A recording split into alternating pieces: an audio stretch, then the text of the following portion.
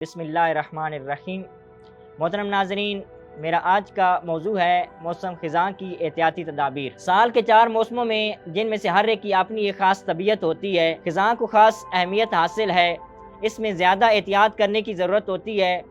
اس میں کیونکہ بہت ساری بیماریاں آتی ہیں اور اچانک آپ نے بھی تجربہ کیا ہوگا کہ خزاں کے موسم میں لوگ مریض ہو رہے ہوتے ہیں، زکام اور اس طرح کی بیماریوں کی مشکل بن رہی ہوتی ہے۔ تو ایک سوال یہ ہے کہ خزاں کی طبیعت کیا ہے، اس کا مزاج کیا ہے؟ تو اس کا جواب یہ ہے کہ یہ خزاں کا مزاج سرد و خشک ہے، یعنی وہی سوداوی مزاج۔ اس میں سودا کا غلبہ ہوتا ہے، سردی و خشکی کا غلبہ ہوتا ہے۔ اس میں نمی اور حرارت کم ہوتی ہے۔ اسی وجہ سے احادیث میں بھی تاکید کی گئی ہے کہ خزاں کے موسم میں بدن کو ڈھانپ کے رکھنا چاہیے۔ امام علی علیہ السلام کا نہج البلاغہ میں فرمان ہے اور رسول خدا صلی اللہ علیہ وآلہ وسلم کا بحار الانوار میں فرمان ہے کہ ہمیں کیا کرنا ہے کہ بہار کی سردی کو غنیمت سمجھنا ہے، کیونکہ وہ بدن کے اوپر ایسے ہی اثر کرتی ہے جیسے کہ درختوں کے اوپر اثر کرتی ہے۔ یعنی درختوں میں کیا ہوتا ہے، درختوں میں بہار کی سردی کا اور بہار کی ہوا کا کیا اثر ہوتا ہے، سرسبز و شاداب ہو جاتے ہیں، پھل کھلتے ہیں، پھول کھلتے ہیں۔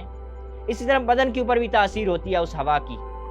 اور خزاں کی سردی سے بچو، کیونکہ یہ آپ کے بدن کے اوپر وہی تاثیر کرتی ہے جیسے درختوں کے اوپر تاثیر کرتی ہے۔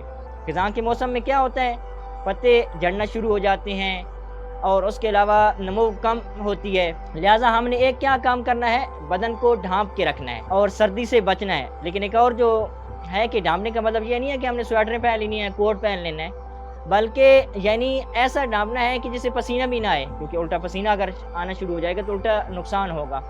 لہٰذا یعنی وہ سخت والا یعنی کوٹ اور سویٹر وہ بھی نہ ہو، اور بالکل یعنی بدن جو ہے نا سردی سے حفاظت نہ کر سے ایسا لباس بھی نہ ہو، یعنی ایسا لباس پہننا ہے کہ جو بدن کی سردی کو بچا سکے۔ اس کے علاوہ ایک اور جو ہے نا غذا کون سی استعمال کرنی ہے اس موسم میں، غذا اس کے برعکس ہونی چاہیے، یعنی سرد و خشک جو ہے نا اس کا مزاج، تو اس کے برعکس کیا ہو جائے گا، گرم و تر۔ بہت ساری غذائیں ہیں، مثال کے طور پہ آپ گوشت ہے، یخنی ہے، اور اس کے علاوہ دمبے کا گوشت ہے، بٹیرے کا گوشت ہے، اور اس طرح ایسے چیزیں کہ جن کا مزاج گرم و تر ہے وہ استعمال کریں۔ اسی طرح پرہیز کن چیزوں سے کرنی ہے، جن کا سرد و خشک ہے مزاج، یا جو سرد چیزیں ہیں، جیسے خود امام رضا علیہ السلام نے بھی فرمایا ہے کہ خربوزے سے بچیں، کھیرے سے پرہیز کرنی ہے، ٹماٹر سے پرہیز کرنی ہے، اور اس کے علاوہ جو لبنیات ہیں، دودھ کی اشیاء ہیں، ان سے پرہیز کرنی ہے، مثال کے طور پہ دہی ہے اور دوسری چیزیں جو سبب بنتی ہیں سردی کا اور خشکی کا۔ اسی طرح اور جو چیزیں ہیں اس موسم میں مفید ہو سکتی ہیں وہ کیا، حجامت۔ آیا حجامت اس موسم میں کرنی چاہیے یا نہیں کرنی چاہیے؟ تو حجامت چونکہ اس میں زیادہ سردی بھی نہیں ہوتی اور گرمی بھی نہیں ہوتی، تو حجامت کیا ہوتی ہے اس موسم میں مفید ہوتی ہے۔ لیکن ایک جو مشکل پیش آ سکتی ہے وہ کیا کہ حجامت کی وجہ سے خشکی پیدا ہوتی ہے، اور اس موسم میں بھی کیا ہوتی ہے، خشکی ہوتی ہے۔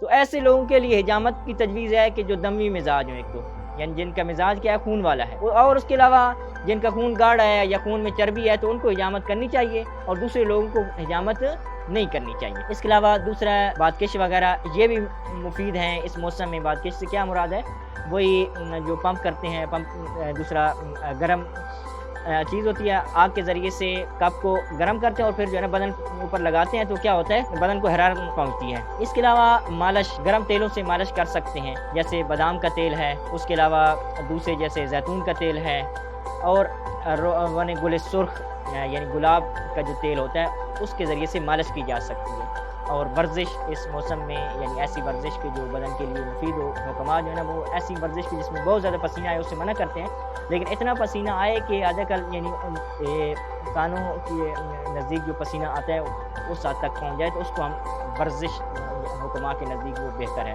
ایک مشکل جو اس موسم میں پیش آ سکتی ہے وہ کیا ہے، قبض کی، کیونکہ یہ سرد و خشک ہے نا، تو عموماً اس موسم میں قبض ہو جاتی ہے، تو اس کے لیے ملین چیزیں اور مسل چیزیں استعمال کرنی چاہیے۔ خود امام رضا علیہ السلام نے بھی تاکید کی ہے کہ اس موسم میں مسہل استعمال کریں، ملین استعمال کریں، جس سے یعنی بدن روان ہو۔